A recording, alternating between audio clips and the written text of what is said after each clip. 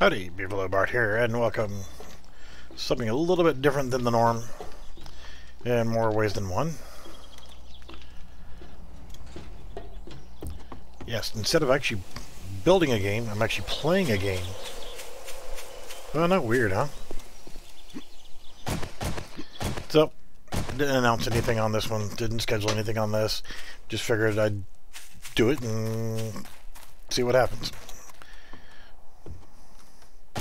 So this game was made utilizing, which I'm going to have to probably regulate the sound. I don't want it to be too loud because this is, nobody's using it all day.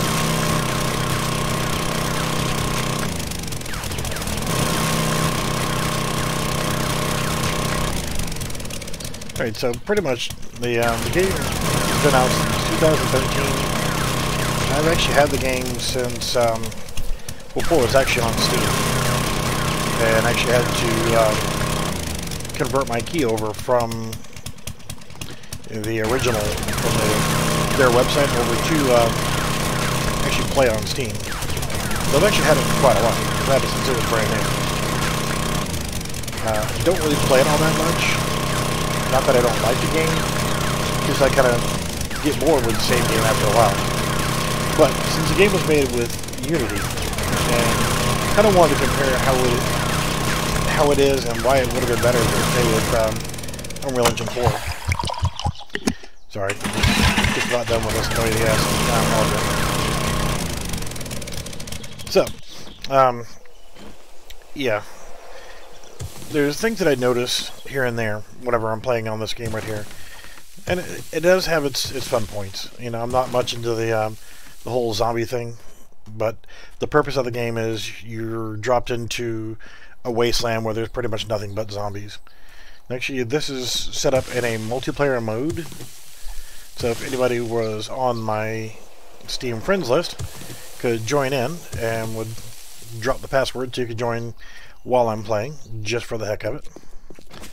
I don't know if I got all my stuff for doing repairs. Nope, I don't. But seriously, an error occurred. Please try back later.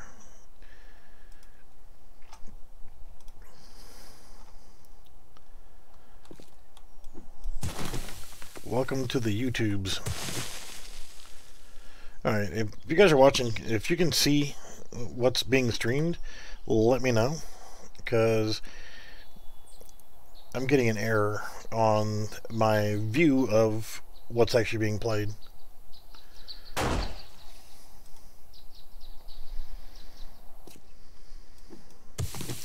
Yep, an error occurred. Please try again later. So yeah, if you guys can let me know if you see anything on the screen, let me know. And if you don't have anything on, I can try stopping the stream and restarting it or whatever, but it's not showing up as anything.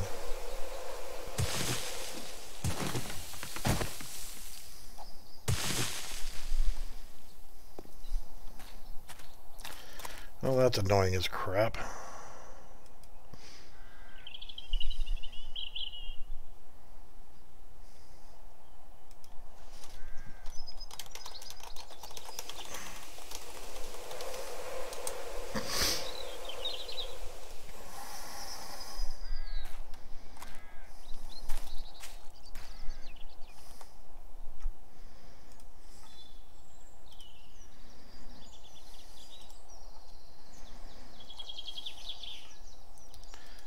Hey, how's it going?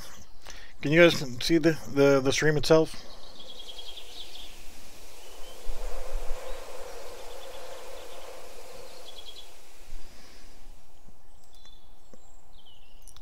Alright, well, I guess it did not like whenever I actually had it on displaying that window, so I actually have it displaying the desktop, and it seems to be working. So, hey, if it's working, why best with it, right? Aw, shoot it. And a parting shot. Let me go in here and grab some of my supplies real quick. But yeah, the game 7 Days to Die was actually built and released in 2013, and it was created on Unity, and I see a lot of graphical errors. Yep, there's my awesome motorcycle or mini bike. Um, it's a good game, but it's a little on the buggy side. Alright, I know I got some supplies in here somewhere. Okay, oh, right here. Duh. But yeah, you get a little bit of graphical errors here and there. After a certain amount of time playing, what will happen is it will just draw this terrain, and it'll be a blank terrain. So 2013, not 2003.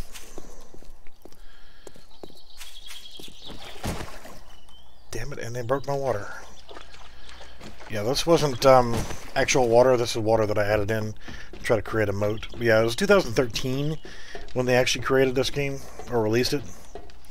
And it's not without its bugs.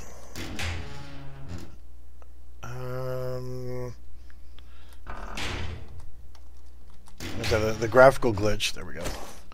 Yes, I have cheats enabled because I was more interested in just kind of goofing around, doing some base building, playing around with some different ideas. Because believe it or not, whenever I'm actually working on a game, it's sometimes easier for me to just hop into another game and actually get ideas of what I can do and what I think would work.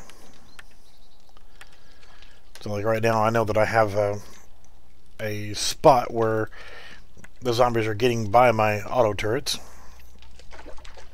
Kind of annoying. But I'm actually playing around with, you know, I've got the core concept of my actual game that I'm working on is multifaceted, to where it's not just a shooter, it's not just a this, it's hard to label what I'm actually creating. And I say that because I don't want to have my players stuck with one mode, and well, all you do is you run around and hit things with a stick, or all you do is you run around and do whatever. I want to give player a diverse thing to do, and what I'm planning on is having multiple game modes, and one of the game modes would be a survival type, one would be a MOBA style, things like that. So I have multiple different things that players could actually be doing, instead of limiting them to one game mode only. So the reason for that is I like diversity. You know, it's nice to have a fast-paced MOBA to run around and do stuff, but sometimes you just feel like screwing around, or you don't really feel like playing something intense. So yeah, I mean, to have a diverse set of games just makes sense. So until I actually can get a dedicated server up and running, and the whole point of my game was to actually have that dedicated main server, which acts like a lobby, and let's be a little bit. You know, I worked really hard on making that damn wall for you to sit there and be screwing around with it. So, eat shit. Oh, what do you want? You know, I could have turned zombies off. Well, that wasn't a headshot that I wanted. Neither was that. Excuse me, sir, but you need to stop bothering me. Yeah, a little grotesque. Hey,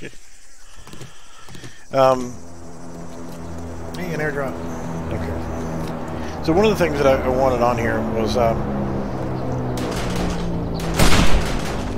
to just compare how smooth the game works and any bugs to expect whenever you're actually playing a game like this. Yes, yes. Yeah, see, this is what I was talking about. I don't know if you guys can see this, but it looks like it's solid ground going all the way across here. And it's not. You've seen me walk back and forth through here. You know that this is actually water in here. I can actually walk around to the inside of the house, or the base here, and you can see that it's all there, but there's stairs there. So it's one of the major graphical glitches, and it's not me, it's not my card. I've got a GTX 1060, 6GB super clocked.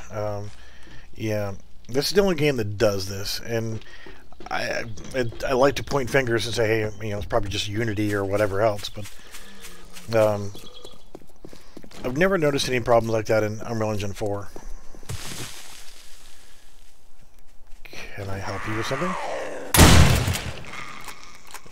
Yeah. See, I'm not really worried about looting anything because I do have cheats enabled right now. Just, like I said, because I want to screw around with this and see what's what. See, now the glitch is gone. The ground's back to normal again. Seriously? What are you doing to my moat?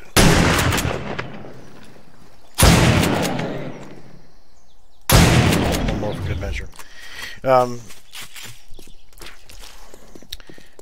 So one of the game modes that I'm working on is going to be a survival mode, and I don't want to just directly copy another game because I think it's pretty cheesy to copy somebody else's game. But I want to have something very similar. Oh, I really did not mean to do that. Well, that's the price you pay whenever you're not paying attention. Oh yes, 10,000. I'm not going to go through and knock down 10,000. Not when I can do this.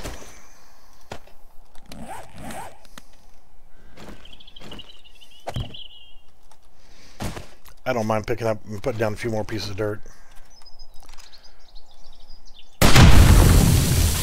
Yeah, we can go away now. So that's a hell of a lot easier than knocking out 10,000 damage with a claw hammer or a pickaxe or whatever. Yeah, I totally did not mean to place that down. So that was actually the drawbridge. So let's give himself another one.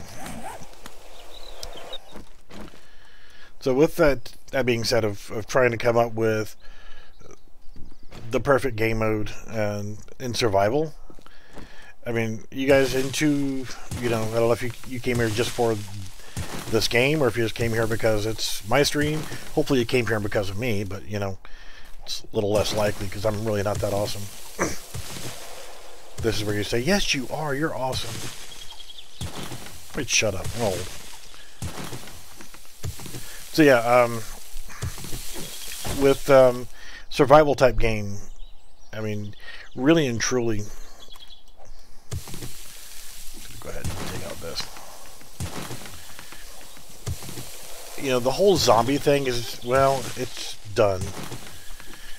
You know, I still see a lot of people who are trying to do zombie games, and if that's your thing, go right ahead. Don't get me wrong. But what could you do besides zombies to help with that whole survival mode thing?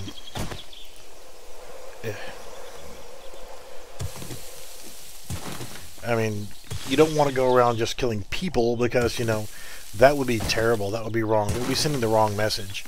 And as much as I would love for whatever games that I'm developing to actually have more of a positive message instead of the general douchebaggery of, you know, hey, I'm going to point some fingers out, and, you know, it's one of the most popular games that's out there right now, Fortnite. It's got a lot of positive things going for it. A lot of people like it, so I'm not going to disrespect the game. But just the same, it's one of those games where it rewards players for looking out for themselves. You're trying to be the last person standing. You know, you want to get that chicken dinner, so you got to go out there and just be dirty and underhanded. You can't play nice if you want to get that chicken dinner, right? So it's teaching people and rewarding people for looking out for themselves or being conceited, you know.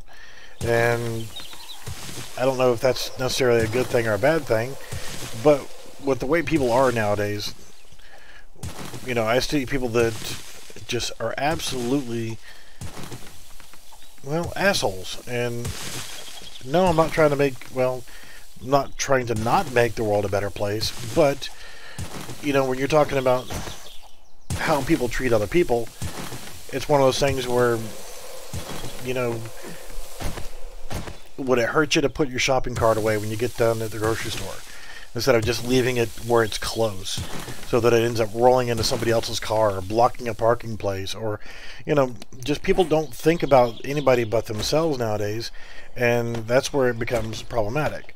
So I would love to create an element to a game that kind of gets people more towards the idea of not looking out for themselves, but looking out for somebody else, where we reward you a little bit for doing a nice gesture. But hell, nobody wants to do that. Nobody wants to play a game where, you know, what is this, Hello Kitty Island Adventure? You're going to go out there just so you can be nice? Not as much fun, is it? So, you know, if it was up to me, I would follow the same lines of the company called Running with Scissors. Okay, if you're not familiar with the company, and their primary game that they released was Postal 2, and not to be confused with Postal 3, because yeah, Postal 3 was developed by an outside company, and even Running with Scissors really has nothing nice to say about that game.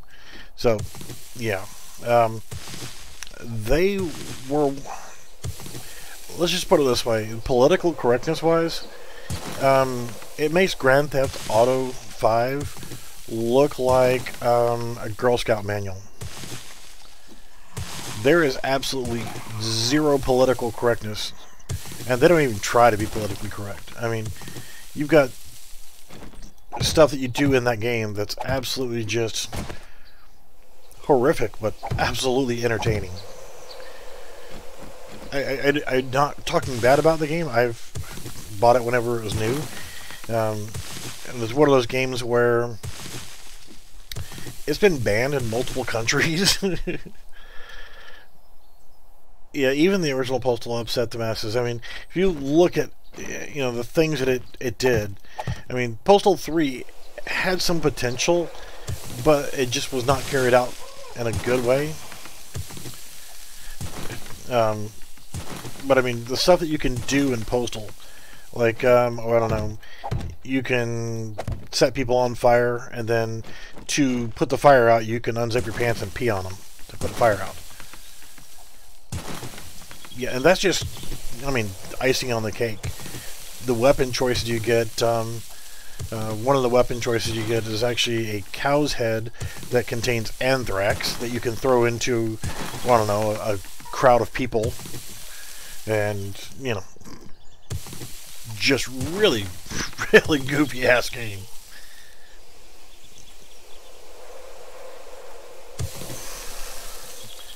Yeah, and it was back whenever whenever that game was first released. Postal 1 was okay, but Postal 2 really, it just stepped up the game. And it really pushed the boundaries. But back then, people weren't so uptight about being politically correct about everything. Back then, you didn't have people blowing up buildings, or, you know, or you didn't have school shootings and, you know, things like that. It's just, you know, yes, I know I should be using reinforced concrete, but this game has a natural way of putting blocks down whenever I'm going to put it in, and it decides it's going to put it somewhere else. Rather annoying. Especially when you're using reinforced concrete, it just takes so much longer to rip it out than just regular concrete. And using the wooden blocks is a little bit easier to work with, but you have to go through a lot to actually build up the wooden blocks. So,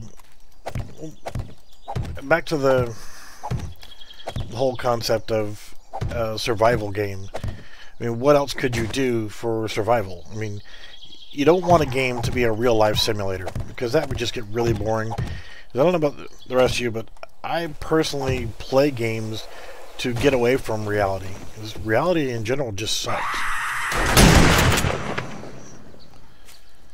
Are you going to get back up? Or are you going to stay in the water? You stay down. So reality sucks. I don't like it. So to escape reality, I want to go play a video game and de-stress a little bit. See, that was a good headshot. You're going to get back up, aren't you? Actually, no, you're not. So, I want something else for a survival game. And I want to try to get out of the whole generic, the usual, like, zombie apocalypse or... Yeah, Dungeons and Dragons back in the day, the original paper and dice version. Yeah, when I first started with computer gaming, it was actually Radio Shack Color Computer, and we're talking, you know, the TRS-80 Coco was 4-bit, you know, at 4K of RAM. It was 16 colors. Yeah, it hooked up to the old tube-type televisions. It was state-of-the-art whenever it came out for home computing, because there was no such thing as a home computer. So I started with that, and pretty much all you had was like text-based games and, you know, little stuff. So I created like Dungeons and Dragons. I played it as a kid, and when I say that, I still have the original manual somewhere around here. The original Red Book and the original Blue Book. Like first generation copies of them. They're not in great shape by any means, but yeah, I created my own text-based version of Dungeons and Dragons for the TRS-80 in all basic language. I mean, it didn't look like much, but you could actually play the game, and it had some replayability because it used a lot of random stuff, and, you know, it worked. Forgot what I was looking for here. Doors. So that was my start when actually creating games. It was actually making text-based games. I don't want you there. I want you there. And you know that was fine too, but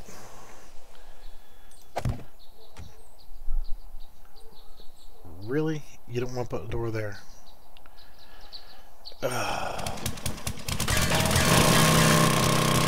Yes, this is another thing here. 2 tiles wide. This should have been no problem putting these two side by side.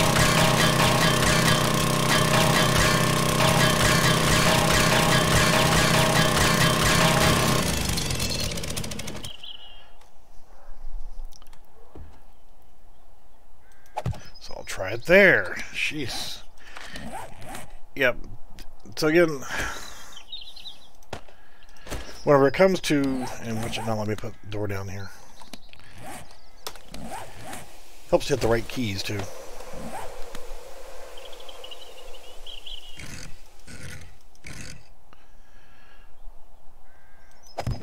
Do it that way.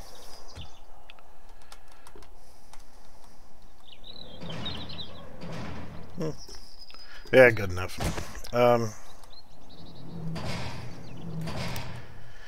So yeah, just kind of creating an interesting little base here. So you can actually throw the drawbridge up, and down here we'll go ahead and put, was there a corpse laying underneath there?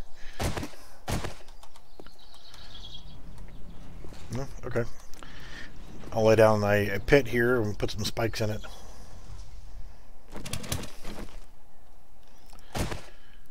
So they have nowhere to go but down. So I'm looking at trying to get ideas also for other game modes. So with the whole concept of my game is actually being a lobby system to where you go into the game, you run around, you actually have a physical lobby you're in, and you can go shopping, you can purchase property where you actually have an apartment that you start off with, or you can upgrade to a larger apartment or what have you. And we know we can get out. And one of these days I'll remember which key it is to actually go to my bag.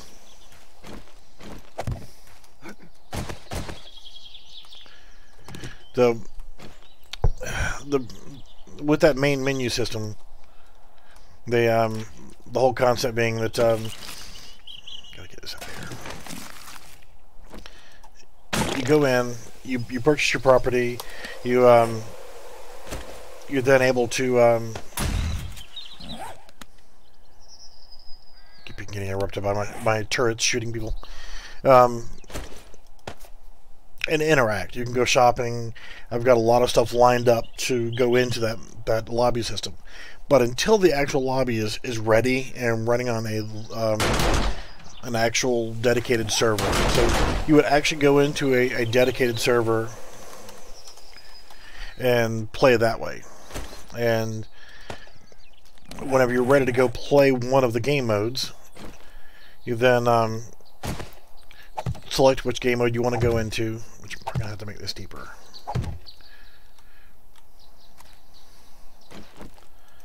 Then you can actually queue up to play.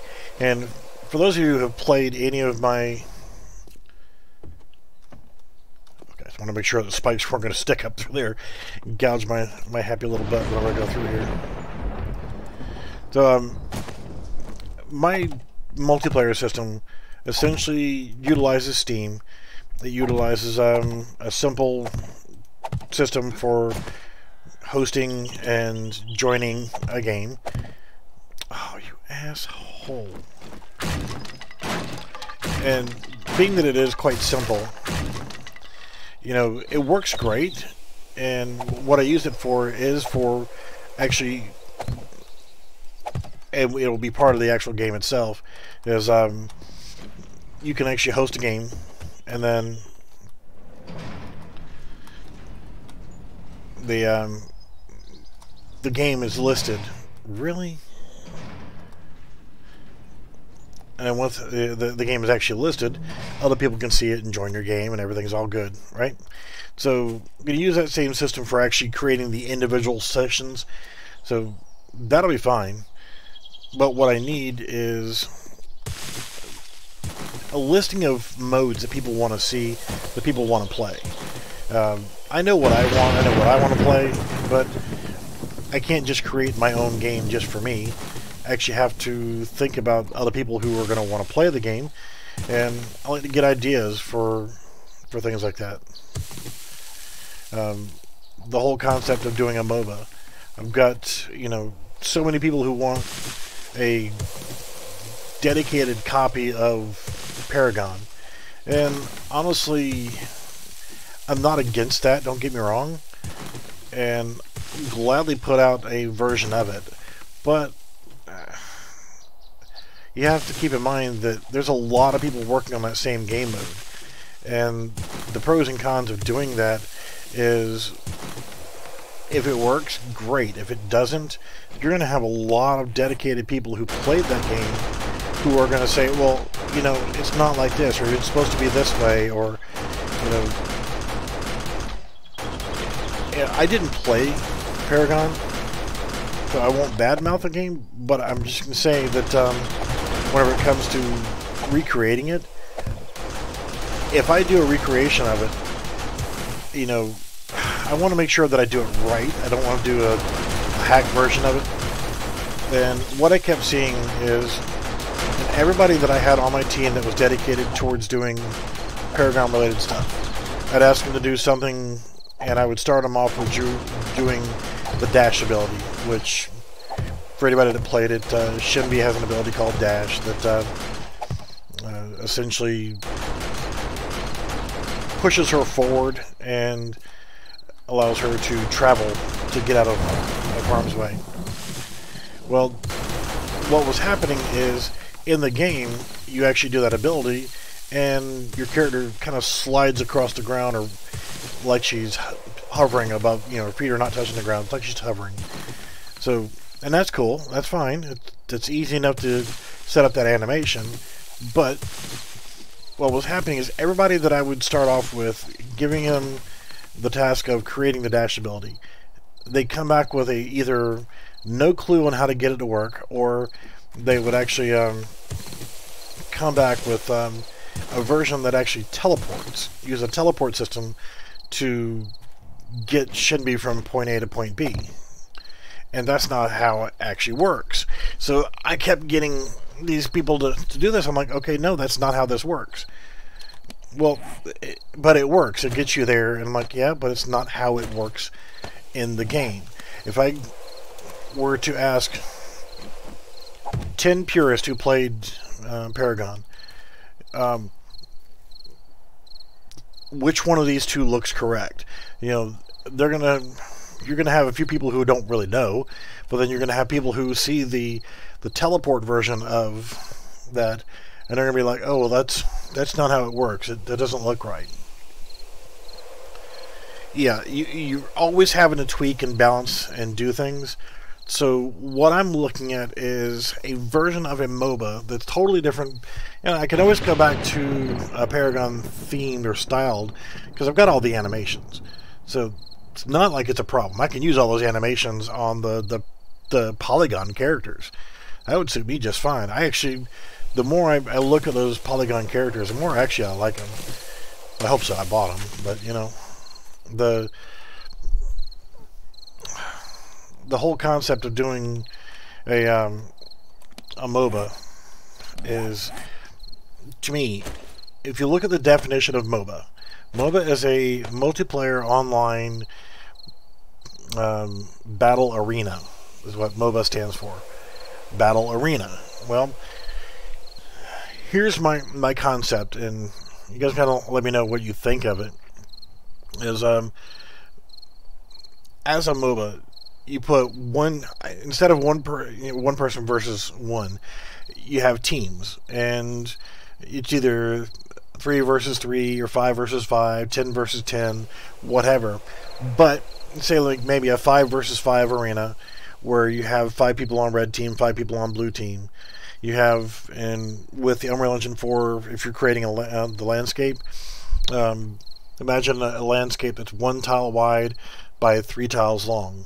It's a small map, but the whole point of that small map is you can offer different combat styles. You could have magic type or swords. You could have guns. You could have pistols only or shotguns, or you could have full modern weapons or whatever. You can vary the type of weapons based on the feel that you're going for. But you start one team on one side of the map, one team on the other side of the map, and shit. That moment when you realize there's something sticky on your desk and you just set your hand in it.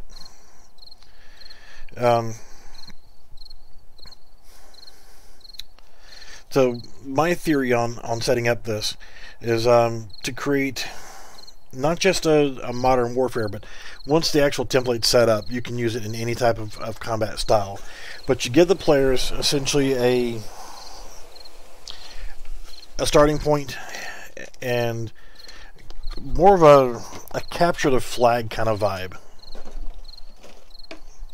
where when you start on your team, I don't necessarily want you out there chopping down trees so you can get wood so that you can make whatever, but instead of having prefabbed shit, it's getting late. I need to get my ass inside here. Instead of having prefabbed housing or fortresses or whatever else, give players X number of resources, and with those resources you would actually have to then create your own fortifications.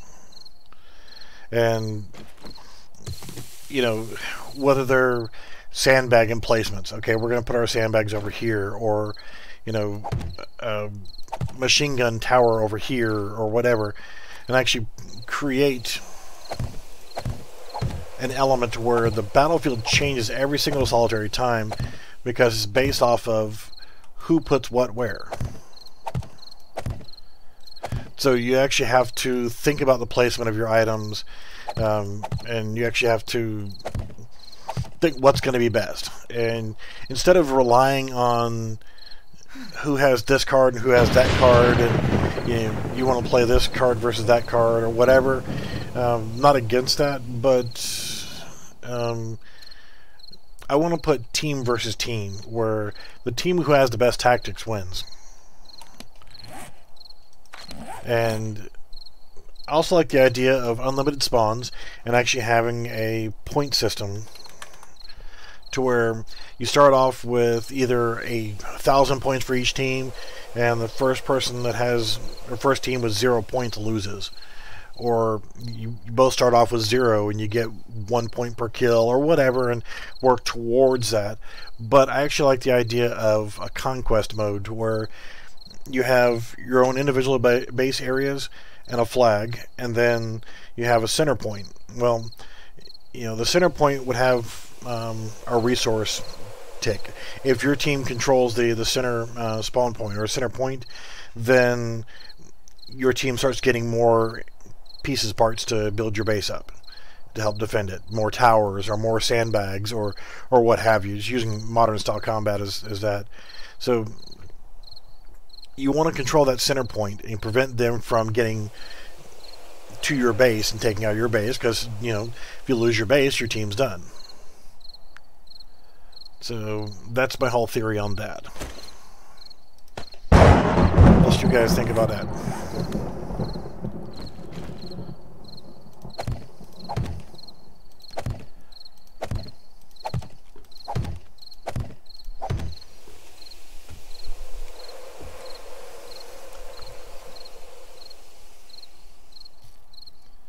Yeah, and that's the thing, is one good player can turn the tide of a battle, and that's going to be the same no matter what kind of game you're in.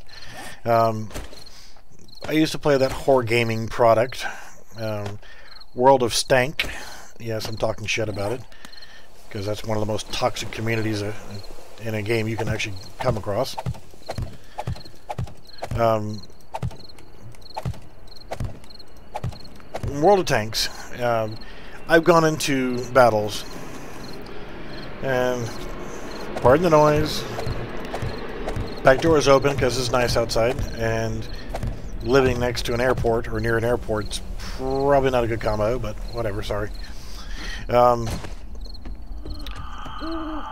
yeah, I've gone into a battle. Oh shit, it's night of day 21, and my dumbass is out here placing stuff, and there's getting ready to be a nasty ass horde. Yep, I got to go. Those little assholes move a hell of a lot faster at nighttime.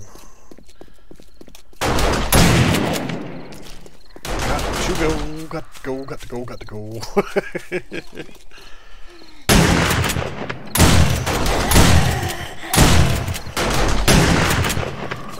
Get in the base, stop shooting, you have machine gun turrets, stop being a dumbass. Yeah, go into a battle, and say, well, it doesn't really matter which vehicle you're in, and I end up with like 10 kills in battle, or 9 kills in battle, and we're talking about 15 versus 15, and in that battle I kill 8, 9 other tanks by myself. But the team still loses because, you know, I've actually had 10 kills in battle in a Hetzer, I think it was. And even though I got 10 kills, the other 14 people on my team could not manage, 14 people could not manage to kill 5 tanks. 14 damn people. How pathetic is that? So we lose because, you know, I got killed, you know, or whatever, or we run out of time and we get a draw or whatever, and I've lost a battle with 10 kills. Annoying as hell. But then again, you know, it just goes to show you that one person can make or break the battle. If I was just a little bit better and got 11 kills, then maybe I would have not gotten killed and actually won the battle for everybody. But the whole point is, yeah, League of Legends, never played it either. Never been a huge MOBA fan in general. I played games that were similar to what is considered to be a MOBA before they were called MOBAs. I should turn this volume down. I don't know if it's too loud for you guys. These zombies can be a little bit on the annoying side.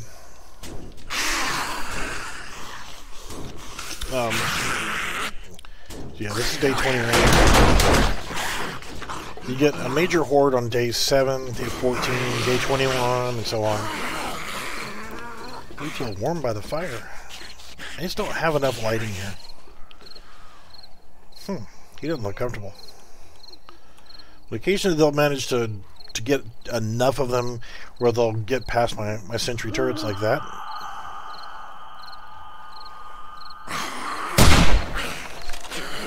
And they will sit here and wreak havoc.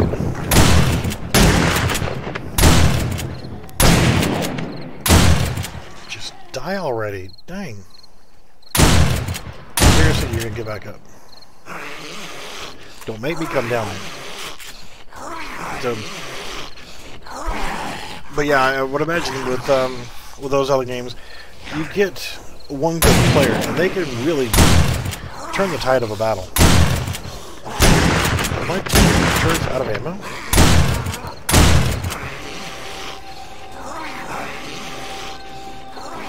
And I've had them stocked up for quite a while, and they... Oh, you got plenty of them.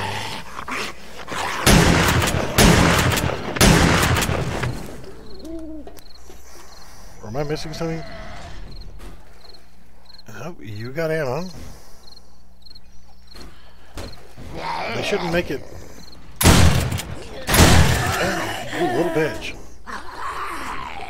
Have my batteries died? So, if anybody's familiar with this game, and, you know, more than I am, I've got a solar array that's hooked up to a battery bank that's hooked up to these torches. But, I've got another one that's right down here. Oh, this is no bueno.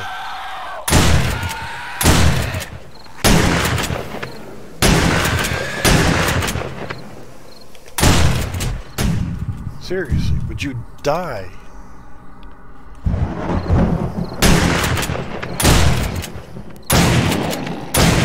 Talk. And it appears that my battery bank is missing completely. Really?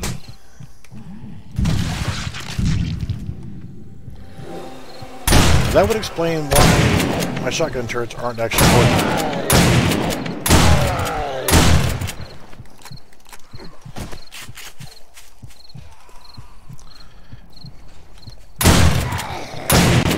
Back inside, and I will have to rectify that situation.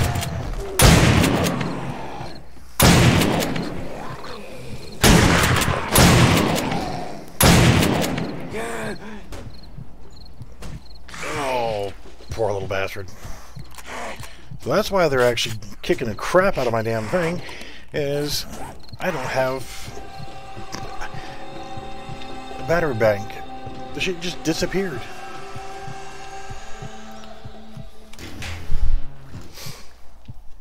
Nothing here. Yes, I know I can just go right in my cheat menu and get them, but I already had stuff set up.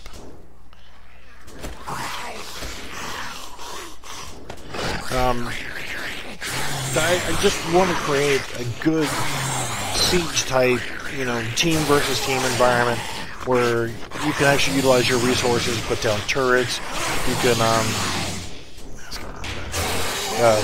set down sandbag emplacements or bunkers or fighting positions.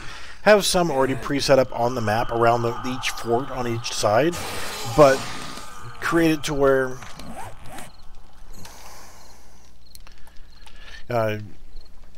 you have to really think about what you're doing, so you can actually start placing your pieces down and trying to create the perfect defensive system to where you can limit where everybody else goes.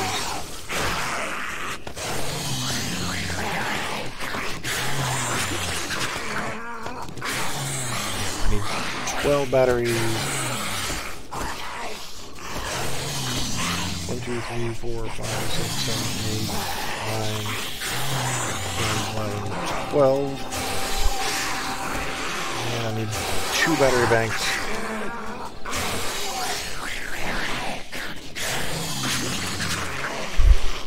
Oh, that sounds terrible out there, huh? that. Get that.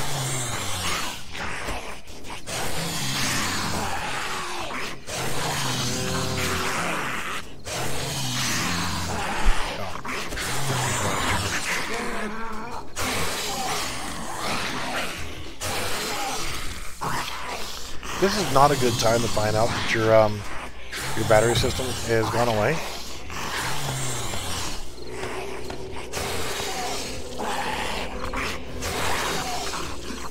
And I really am going to have to go out there.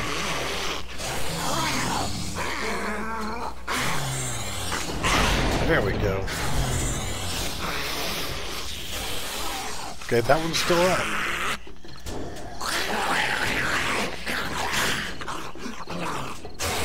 They're wrecking the shit out of my basement though.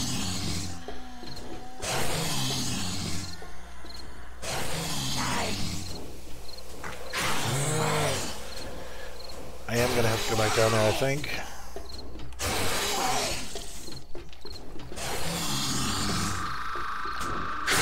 This turret needs to be hooked up to...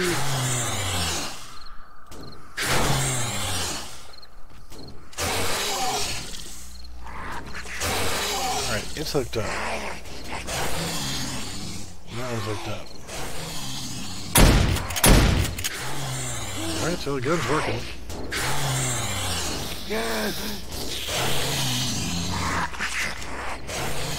I've replaced the shotgun here.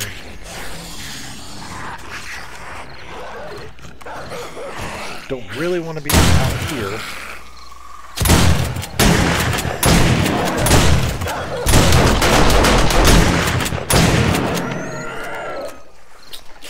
Yeah, that dog dying, doesn't it sound a whole lot like seeing Star Wars when they're going out of the Death Star? The X-Wings are going through the little narrow chasms trying to blow it up.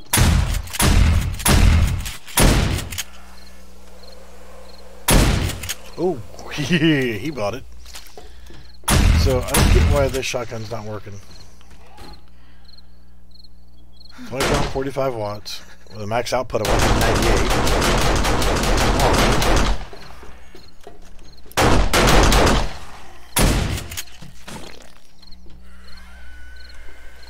So what other kind of game modes can we look at for... let's see, unlock ammo. Let's do this here. Oops, shit. Lock ammo. So if you set up your turrets, you have to lock your ammo, or it's just the gun's not going to work.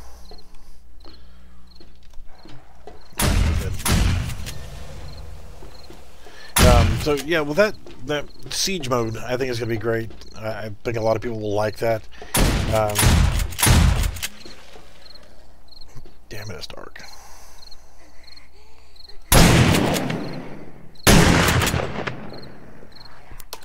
But I want to come up with some unique stuff. Things that people haven't necessarily seen before.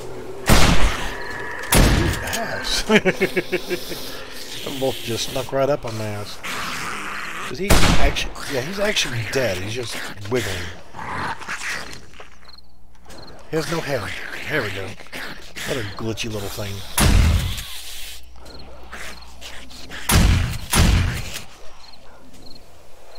I don't really want to have to get back out there on the ground floor again, but I think there's one by my front door. I just don't have enough coverage of the guns here. It's like that gun's not working, but it has power going to it. It is definitely not shooting. Look, that was the other turret that actually picked up on it.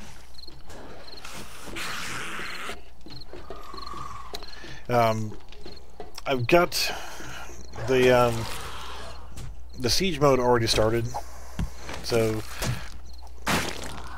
you know that's going to be a thing. But you know, Call of Duty 2, I never really got into the whole Call of Duty thing. I had the original Call of Duty, I had Modern Warfare. Yeah, I think that's the only two that I really had of the Call of Duty series. But never really got into the whole zombie deal on it. I did play one game called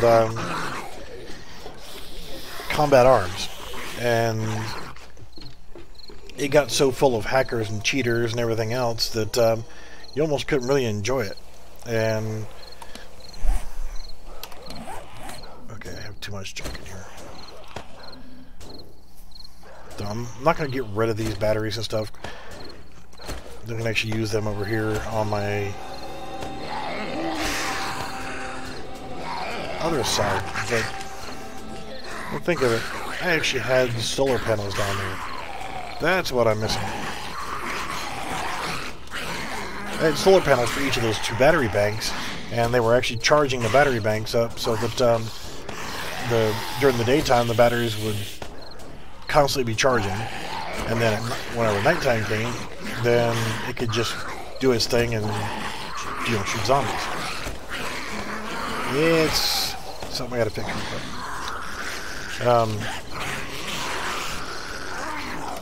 But they actually introduced a zombie scenario thing, and it was okay.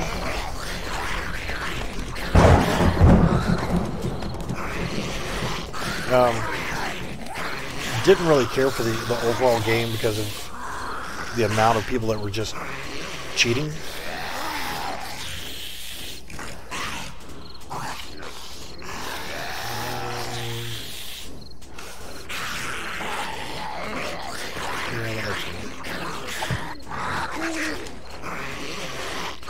Then I'll just have to hook that up during the daytime, because I'm pretty sure that I can't hook up that to that. Because as soon as I walk downstairs, it breaks it loose. Let's see if I can catch it from up top. There you go. Alright, that's good. So now I can do that, and that one should be good to go. But in the zombie mode, what you did was you were stuck inside of a building. You could not leave the building, and you had to sit there and defend that building. And they would actually get inside the building from time to time, and it was just wave after wave after wave. And to me, that whole waves of zombies, well, kind of like what this game was.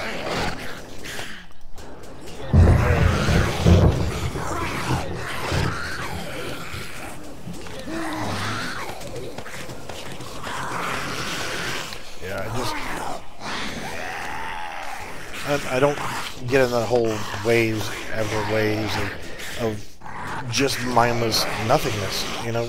It's the same thing. I mean, you lose interest pretty quickly if all you have to do is the same thing over and over and over and over again.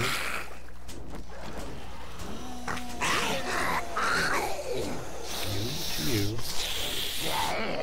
Alright, that should fix the issue. And I hear downstairs on that side. I don't want players to get bored easily. I want there to be enough content that you can actually have some replayability.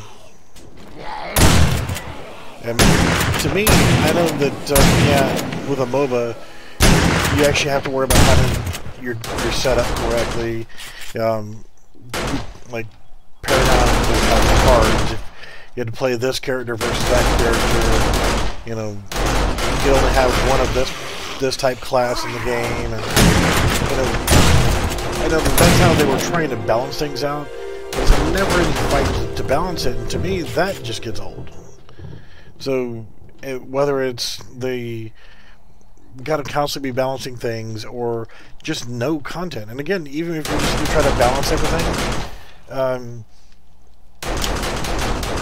what is there to do besides the same old thing? And you're going to the same maps every single solitary time, and you got a choice of left, right, or middle. I mean, you got 3 avenues to go. Okay, so you add another map. Okay, nice, but why not have a full dynamic map system to where each time you go into a battle, the players are actually setting up their own maps? Turn these lights off.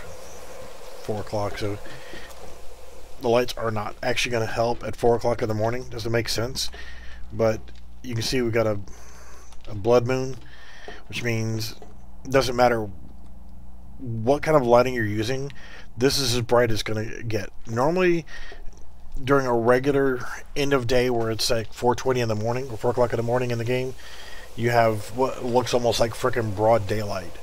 So since this is even though it's day 22, it's the night after day 21, so you're getting that major rush from the day 21 rush. So with the fluid maps, I think that's a great idea. And instead of it just being only modern combat, the idea of making it to where, okay, this particular battle is actually with modern weapons, or with actually military weapons, or World War II weapons, or medieval, where you've got swords and bows. You know, mix up the weapons, classes, and the character's style and so forth. Hell, you could do it pirate versus pirate, and then instead of having it one continuous map of 3 tiles, you know, red, middle, and blue. Instead, you could have 3 islands, and you're having to try to go from island to island.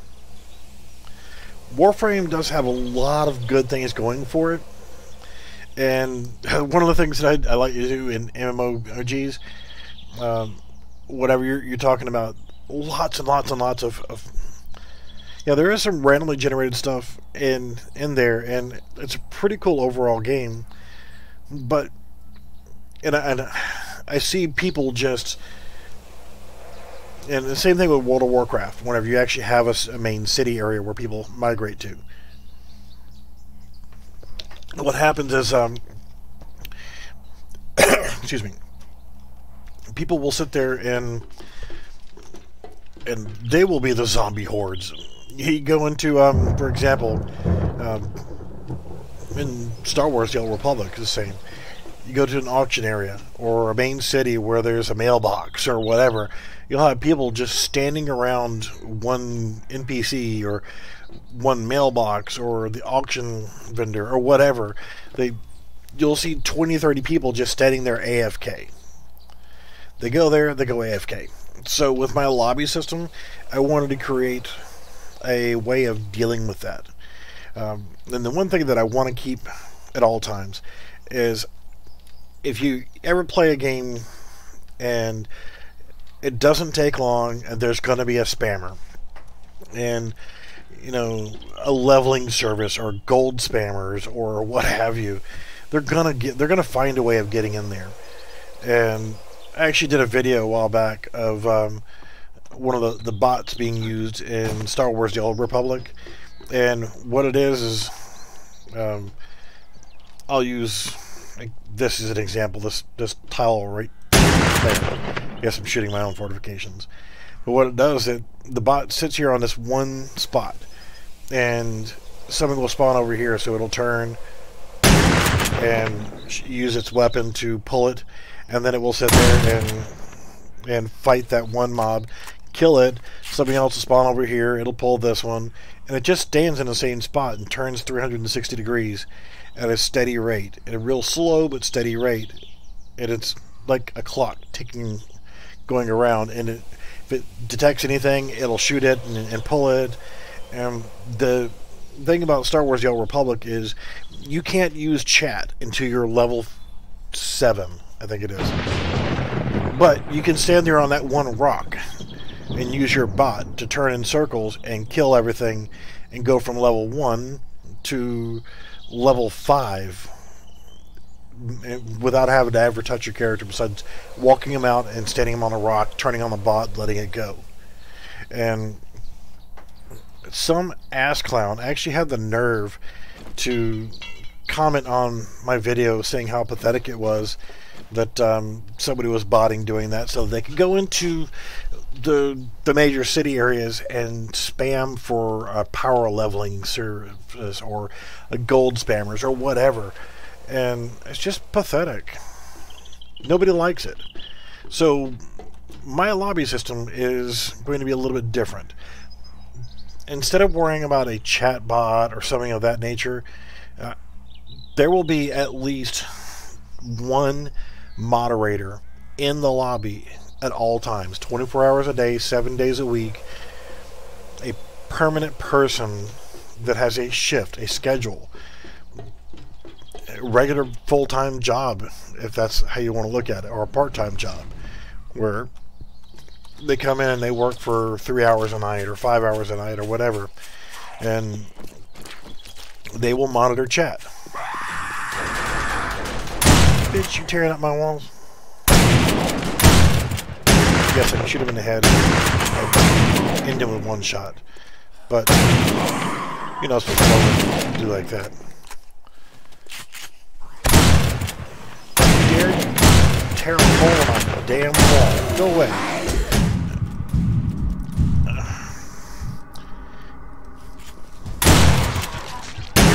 Bitch, leave me alone. Oh, got a horde coming. Yay. Let's go and piss you guys off. And let's see if my solar panels are making my turrets work.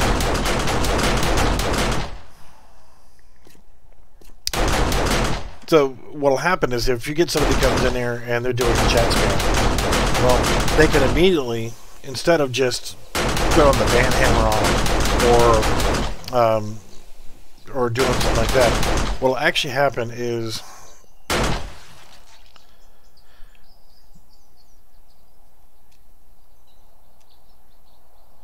yeah, I've done that too, and that's great, and it's good to see people that will actually come in and actually answer questions and be useful in chat. But God, there's just so many freaking bots. I do have one. There we go. It's absolutely pathetic. So what'll happen is my moderator will detect that somebody is chat spamming. Well, they'll actually have a, like in GTA where you can pull up your cell phone. Well, the moderators will have a console where they can hit a key and console will come up, and they'll have a series of commands that they can work with. So with those commands, come here, you damn vulture.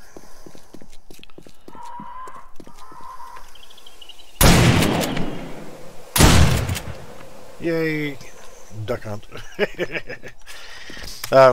They will actually... Wait, those assholes dug out the ground there? They busted out 2 more pieces of concrete. They'll actually have a series of commands. And I don't want to just immediately ban somebody for spamming. I want to humiliate them and really just let them know how much I despise them. So what I want to do is, and now this is actually going to cause people to intentionally do things to get arrested, but the moderators will actually be dressed in-game as police officers. And they will be walking around, they will be interacting with people, they will answer questions. If somebody has a complaint or a problem, they will go to these moderators, and the moderators will actually not just be there to ban people and, you know, watch for spammers. They're there for the community as well, and making sure that they handle the little stuff. And on World of Warcraft, used to be an administrator for several of the top 10 private servers. You know, after playing for so long, I got tired of paying Blizzard real money to play a video game every month. So what I ended up doing was I found a private server that I liked. I put my time in as a player on that server, and ended up just meeting the right people and becoming a moderator. And the next thing you know, I ended up being a lead mod, and then I ended up being an administrator, and next thing you know, I'm making $1,000 a week off of quote-unquote donations from my private server, because I created content. Yeah, then if you've seen the Polygon asset packs that I've been using for the current game and the way it's going right now, using the Polygon asset packs, the Polygon City actually came with a bank, and Polygon Heist is the name of the asset pack, and it came with the bank and bank robbery tools and that kind of stuff. So what I had envisioned for doing that was to create an actual heist mode where you've got the team. One team is the cops, the other one is the robbers, and the bank robbers have to hold out against the cops for X number of time or whatever, and be able to just have a battle that way. Seriously, did you just fly right into me?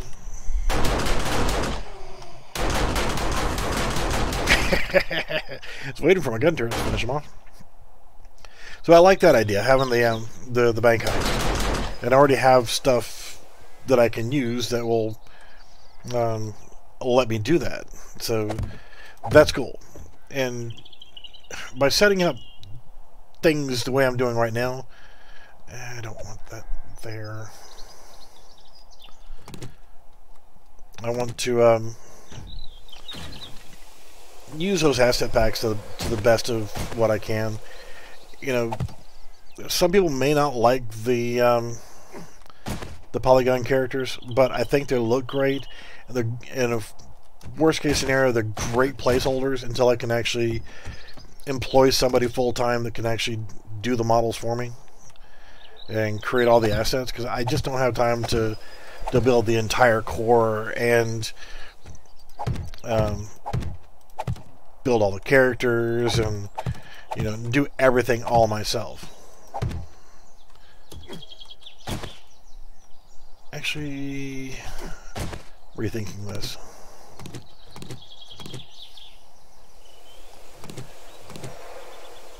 Medieval times, you had something that was called a murder hole. So I think that's what I'll do, is I'll create a murder hole. Actually, I can finish off this part and make it to where I have windows that you can see into the kill zone. So you're right here, you can actually go right here. Let's shoot down. Maybe. Yeah, we'll leave it open like that for now. I'll probably regret that later, but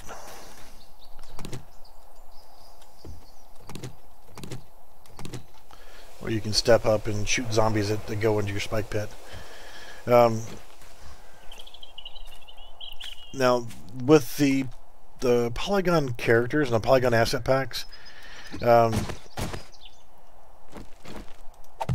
I don't want to sound like a broken record about things, but there's a couple new packs that just came out. One is the Western, and one is the World War II, or the War Pack. And then there's actually a horse pack that's getting ready to come out, which I think should have been included with the Western pack, if you ask me. But there's also another one coming out, and that's the Sci-Fi pack. And from what I've seen of the Sci-Fi pack, it actually includes a few weapons. Kind of has that whole District 9 vibe to it. So that's kind of cool.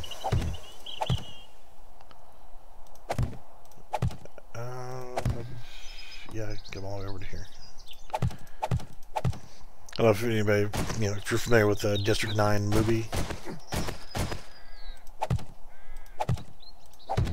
kind of a cool concept in its own.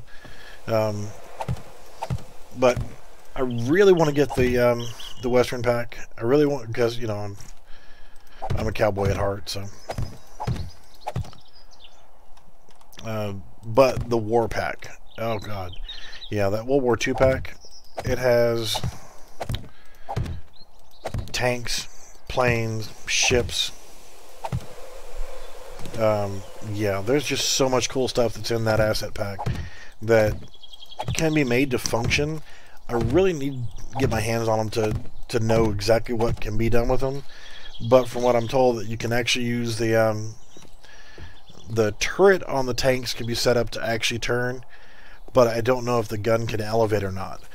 You need to be able to make your tank move across the battlefield, turn, you know, and drive like a normal tank would, but you need a separate tank, the turret, to be able to move around.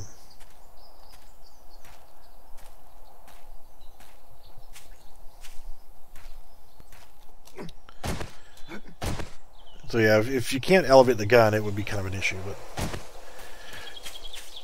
yeah, I'm kind of strayed away from the whole moderator thing. But with the active moderators, say that being part of that World of Warcraft private server, it taught me a lot about how to actually run a server, and it's all about content, and it's all about your community.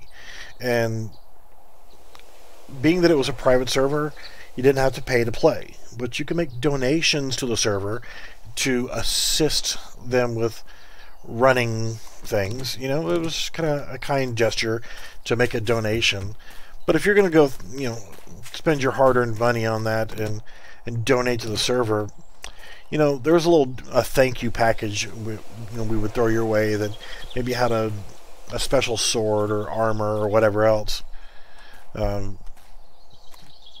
So that enticed people to want to give up their hard-earned money to pay to play on a free server. But you didn't have to. And it was all part of this, the new mechanic now of free-to-play. If you look at Warframe, you can go on Steam, download Warframe, install it, play for free. World of Tanks, World of Warships, World of Warplanes, all three of the Horde gaming products. You can play them absolutely free of charge and never pay a penny. And you can actually do okay. You can go from, you know, you can create a new account, and yeah, you're not going to get a tier 10 tank anytime soon, but you could actually level your way from a level or tier 1 to tier 10 and never spend a dime with wargaming. Here we got that graphical glitch again. Lovely.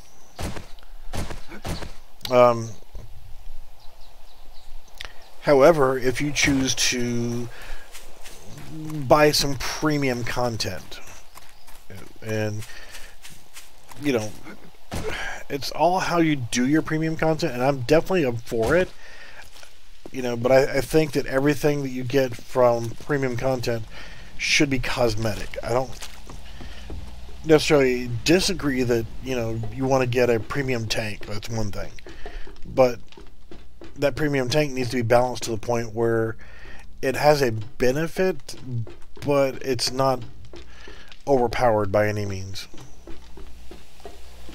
So you look at the way we did things on that private server was I created content, and I gotta quit focusing on the game since it's nothing going on in the game right now. I created content, new content all the time. Every time you logged into the server, there was something new to look at. Every week, we would do a complete reset of the server because there would be so much content that if you had a maxed out level character, and we had one server with a max cap of level 100, one where the max cap was still level 255. Yeah, that whole pay to win thing kind of sucks. That's the Horde gaming mentality.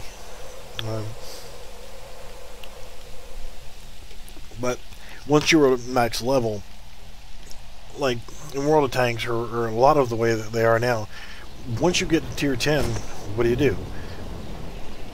you go and you farm with tier 5 tanks so that you can get enough money to keep playing your tier 10s, because the ammo costs so damn much money that you really can't even afford to play the damn tanks you worked on. And before you think, well, I'm just totally noob and I don't have any good tanks or anything, and that's why I rage quit the game. No. My initial install of World of Tanks was way before there was ever a World of Warplanes or World of Warships. My first install of World of Tanks said closed beta. So I was part of the closed beta of the game. The number of tanks in my garage, if you don't pay anything, you don't buy any premium content, you can't increase your garage size at all. You actually have to use premium currency or gold to buy garage slots to add more tanks to your garage. Say there's 8 different countries, you get a tier 1 tank from each one of those countries, so that your garage is 8 slots. That's all you get, unless you pay real money and buy additional garage slots. Well, all of my garage slots are full right now, and I have 86. So I have 86 tanks in game in World of Tanks right now. I have 6 or 7 tier 10s. GW Type E, mouse, T1 1085, IS4, IS7, Bat Chat, the original Bat Chat, then what else? The M48, the American Medium. I've got T95, which is a tier 9. T30. Damn it, I missed. So yeah, I've got a lot of high-level tanks. I got a lot of premium tanks. The low, KV5, you know, I got... Oh, you're such a dumbass. Simple thing of jumping from one building to the next, you can't even accomplish that. You fall off, you're infected, you got a broken leg, you have an airdrop that you can't even see because of the damn fog. And the best thing to do whenever it gets like this, where the graphics are glitching and it starts raining, getting foggy, and it's in the middle of frickin' daytime, you can't even tell if your damn door's open or not.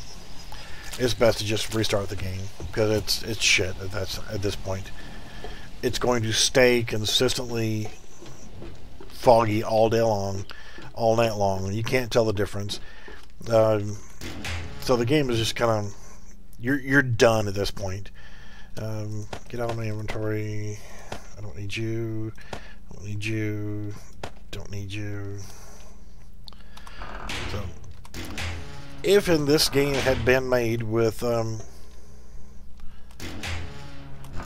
Engine 4, the graphics glitch could have been prevented. Let me come back to these guys later. Being that this is kind of a voxel game, I'll say voxel-ish, essentially this has an element like Minecraft, where you saw me earlier where I was digging out terrain and stuff like that. Digging is actually part of the game. You can actually... I'm not touching my controls right now. And this has happened multiple times with this game. And not with other games. I can turn my mouse...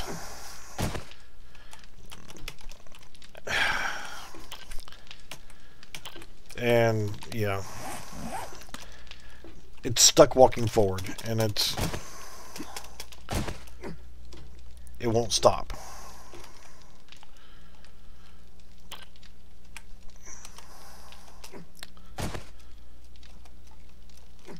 Okay, so then it got stuck in crouch mode. So yeah, I had to keep messing with stuff, hitting escape and that kind of crap, just to get it to come out of being stuck walking in the forward direction. And I can't friggin' type.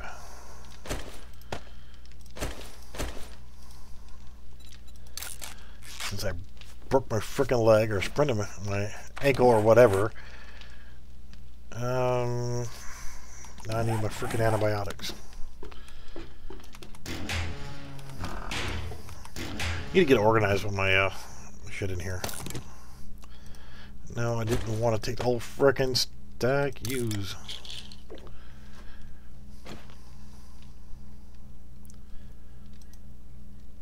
And eat that ration. That'll be good.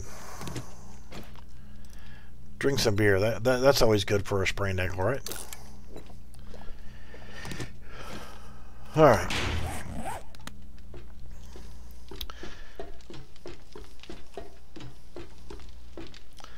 So yeah, with the whole content idea of creating constant and new things all the time, as long as you give players something new to look at and give them more to do besides just the same old thing over and over and over and over again, and avoid the whole pay to play or pay to win mentality, then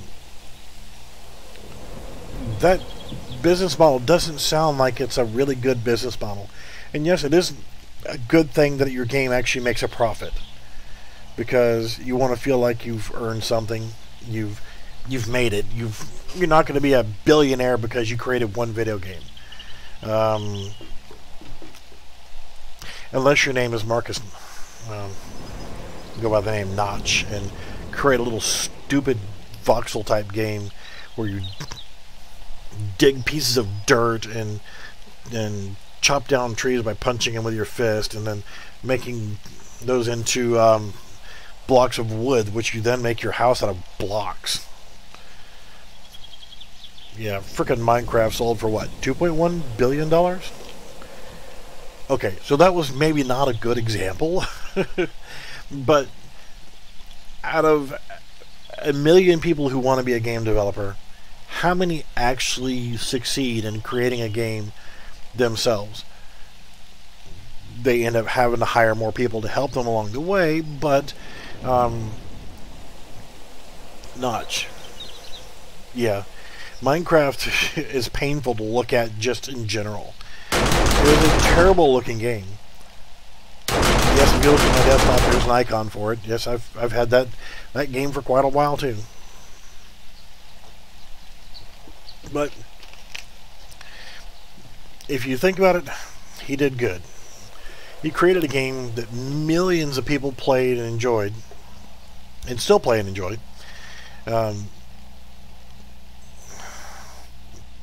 But it's a very simple, easy to build, work with game. But he ended up making a shit ton of money because it was popular. You buy the game one time, what, $15 or whatever it was that I paid for it. Actually, I paid for like 4 accounts for my nephews, about them accounts, and about like 1 or 2 other people accounts in the past. But he started off by himself and ended up making it and doing well. You look at Nelson from Unturned. Unturned is also a very simple, very easy looking models, and very, simple looking models. I mean, the overall look of Unturned is not great.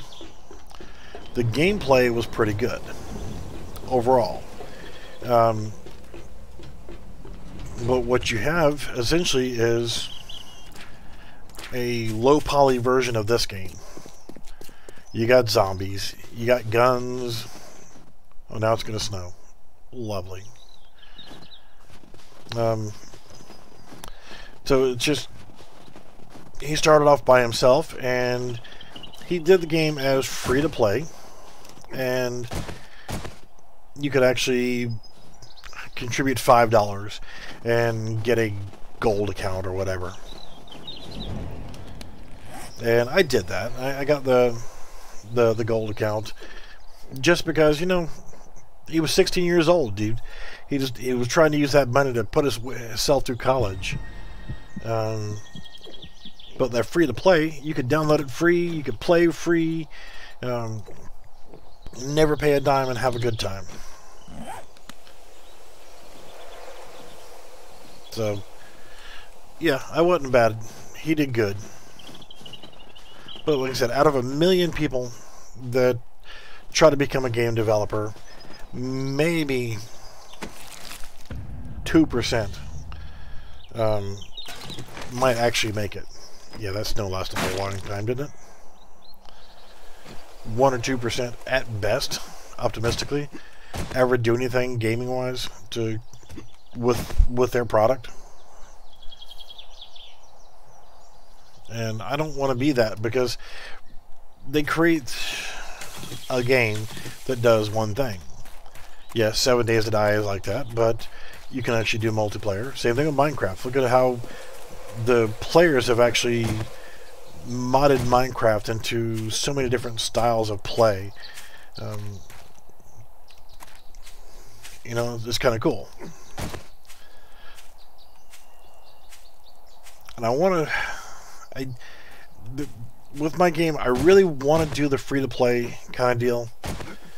But on the other hand, I don't want to put a game out there for free that people are just going to come in and download it and never pay a thing and make no money off of it.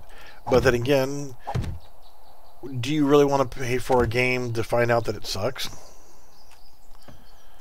So, you know, I want people to enjoy my game. I want to have content that people like. So my idea was actually to create either A, completely free to play, or B, charge $5 for the base game, which would give you just the lobby. And maybe the whole concept of having the lobby system and side games, like, okay, you can go in there and maybe go play bowling, or you can go in and, you know, just do a simple game. Yes, I know you don't have the other shit, so just build this part and leave me alone.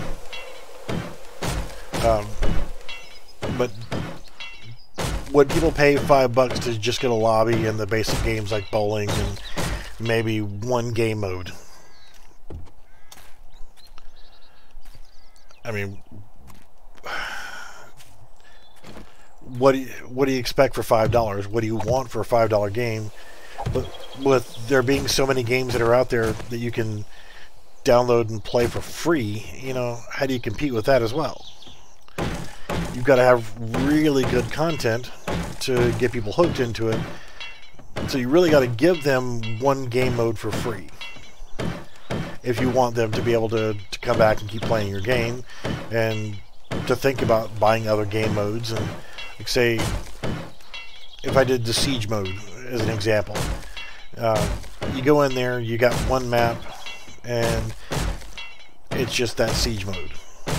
You can pick between the different styles, whether it's the pirate version with 3 islands, or the modern warfare type with that, or, you know, Warframe and throw some tanks in there, ships, or whatever. Just give the same basic game with different game modes or different variations of it.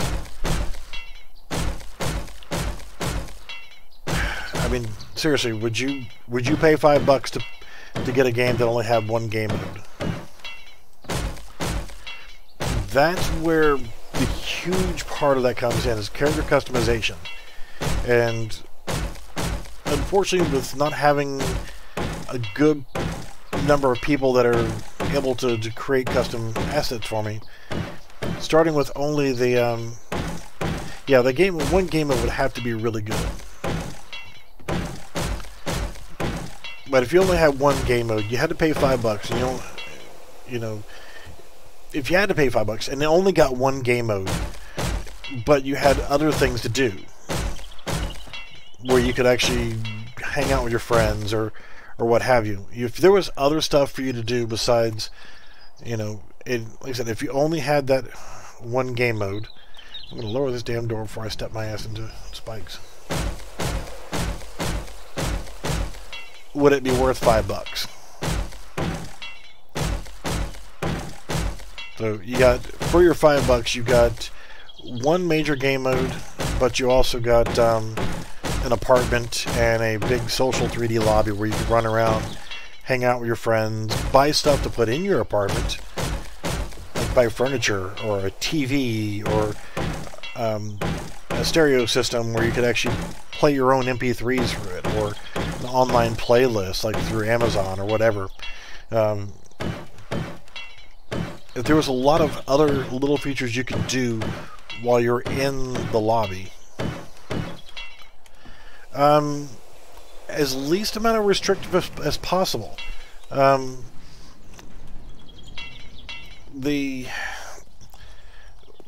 know if you guys have seen my other videos where we're doing like the movie theater, where you can actually walk into and see YouTube videos. Actually, I could have this video right here playing inside of the game. But the only problem that I'm running into is trying to figure out one thing on here. And I've even talked to one of the lead people from Unreal, from Epic. The lead audio programmer did not have a solution to my problem.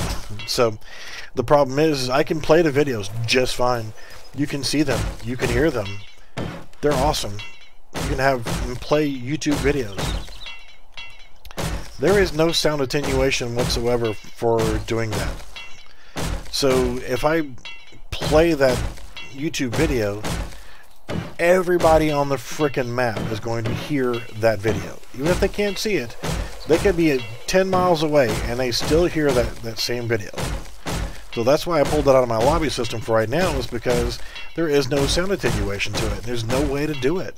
There is physically no way to set up attenuation for playing a YouTube video, because what you're doing is actually using prototype or experimental software.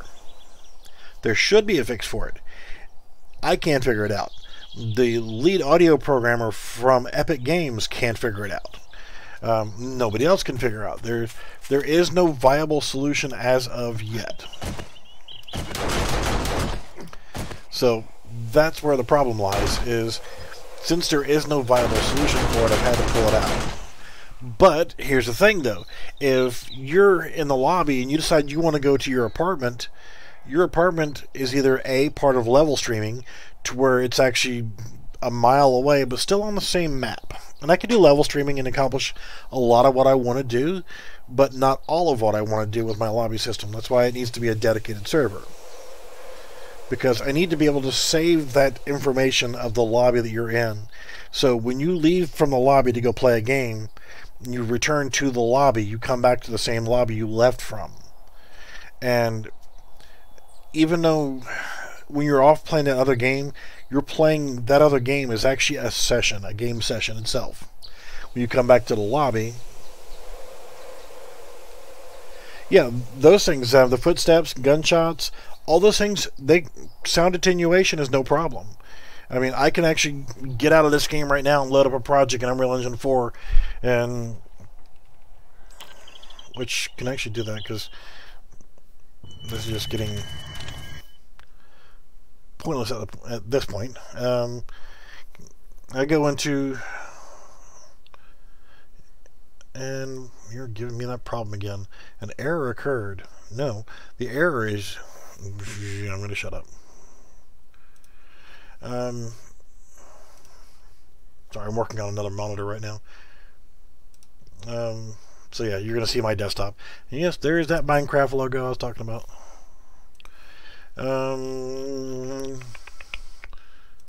Yeah, the tutorial project, the game that I've been working on for a series. But normal sound attenuation is really easy to do. And you can actually set up the attenuation pretty quickly. Dismiss. I don't care about managing new plugins. The plugin is working just fine in the other version that it's in. Let's go to level 1. And as we're walking around, Yes, the burning bush sets us on fire.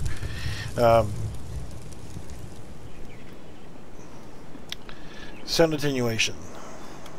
Prime example here is you see the steam, you see the sparks, you see the fire over there, but you don't really hear anything. You get closer, and you can hear the sound of steam coming out. Come over here. I know the volume is kind of low right now, but you can hear the sizzling of the sparks. And get over here, and you hear the crackling of the fire. But as soon as I walk away from it, you can't hear it anymore. And that's what sound attenuation is. It's setting the radius of which you can actually hear that sound. And it's easy to do, it's easy to set up. So when you're actually setting up your sound attenuation, what you're essentially doing, let's go to assets and audio. Go into your sounds and something like your explosion cue. If you actually play the cue, it's set up to cycle randomly between two sounds. But right here, attenuation distance. You can set the amount of distance that you can hear it at full volume, and then the amount of distance away from it you don't hear anything at all. So it creates an actual cone around it. And the best way to visualize that is actually to I created something here. We'll see if it's in this right here. Look at the viewport, and you can see that there's I click on the fire cue. This is the sound. You see these circles here are the actual radius of where you can actually hear the sound. So that's no problem. That is easy to set up. And the attenuation is set up inside the actual sound cue itself. But there was some other, so you can allow spatialization. You can override it there, set up your own manual attenuation, and that's great. Tuesdays, Wednesdays, and Thursdays, and normally on Sundays. So I stream at least 4 days a week now. But with the YouTube video thing, it was just not working because the fact that you're using a web browser, and that web browser does not have correct sound attenuation. Let's kind of glance and see if I still have one of my projects here. I delete a lot of projects, I mean, quite often. And it's just because I'm constantly screwing around with one little feature or whatever. You guys have to ignore this one. You have to, you see nothing on this particular project. Let's actually close that down because I didn't open it up a different way.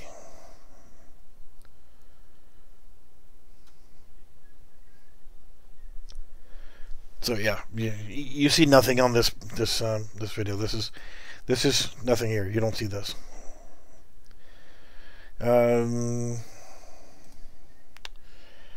Assets, Jumbotron. There we go. Let's see if I actually have a map in here I can show you that I already had that in there. You know what? Screw it. You guys see nothing. You know nothing. You hear nothing.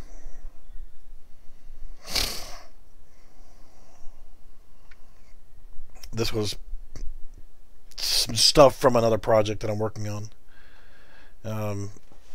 So just pretend you don't see anything. New plugins are available. No shit. I installed the fucking plugins. I don't need you to tell me that every damn time I come into the friggin' thing. So let's actually go ahead and grab a Jumbotron and let's drag it into the map. And let's rotate it. Yeah, that's good enough. Let's actually see what happens when I come in here.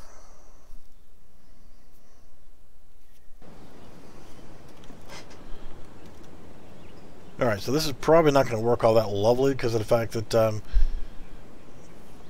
I'm streaming right now, and it's actually going to try to show, and it's going to bug me that it's colliding with terrain there, or part of the map.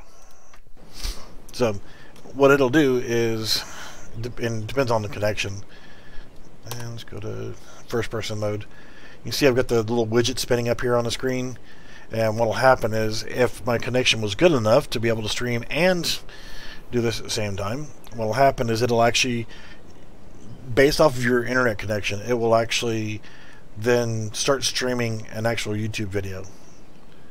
You assholes gonna sit here and just go, get out of the way.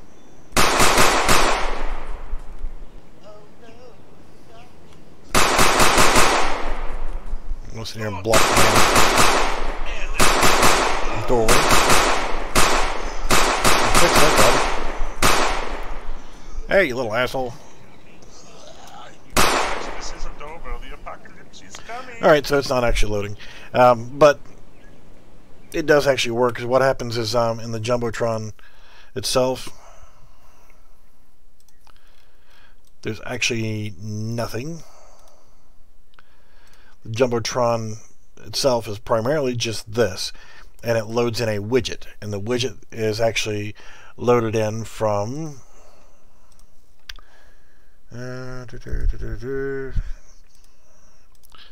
right there. So it's actually just displaying a web browser widget, and essentially all it's doing is it's loading in this YouTube video or this video right here, and it's gonna randomly pick between the two, and yeah, from 0 to 1, because I only have 2 videos. Could have been part of why I was screwing up there.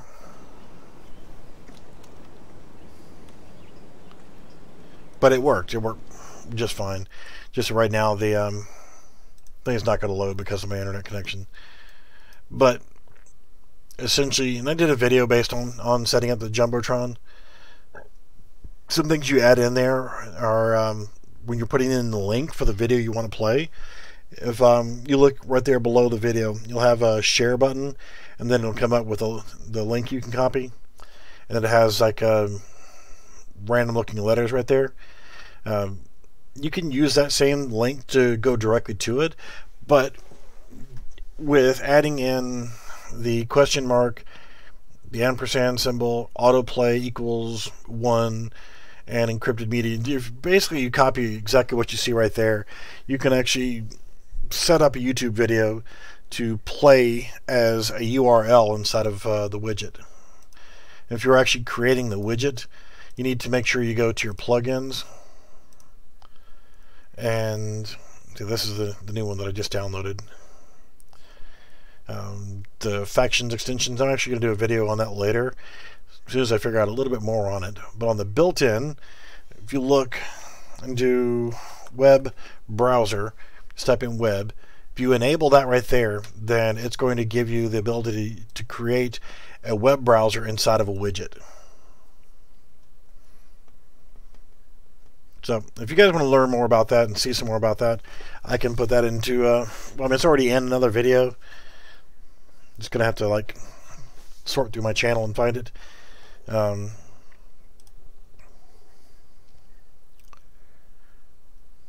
this video was more or less about talking about general stuff about the gaming and Unreal Engine 4 and concepts for my own game and that kind of stuff.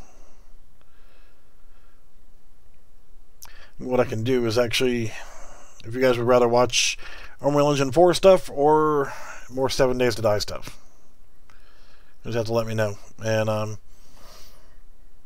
need to take a quick break here. We've been going for almost 2 hours straight, and I need to take care of a couple things. But if you guys want me to continue streaming here in a little bit, let me know what you would rather see: Unreal Engine 4 or game stuff like 7 Days to Die, or I don't know, something else maybe.